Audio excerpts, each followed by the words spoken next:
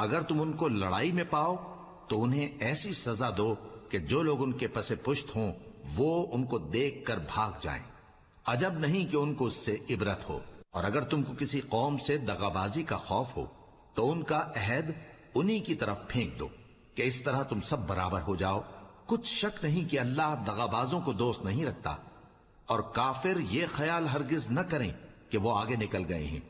وہ ہمیں عاجز نہیں کر سکتے۔ اور جہاں تک ہو سکے فوج کی جمعیت کے زور سے اور گھوڑوں کے تیار رکھنے سے ان کے مقابلے کے لیے مستعد رہو کہ اس سے اللہ کے دشمنوں اور تمہارے دشمنوں اور ان کے سوا اور لوگوں پر جن کو تم نہیں جانتے اور اللہ جانتا ہے ہیبت بیٹھی رہے گی، اور تم جو کچھ اللہ کی راہ میں خرچ کرو گے اس کا ثواب تم کو پورا پورا دیا جائے گا اور تمہارا ذرا نقصان نہ کیا جائے گا۔ اور اگر یہ لوگ صلح کی طرف مائل ہوں تو تم بھی اس کی طرف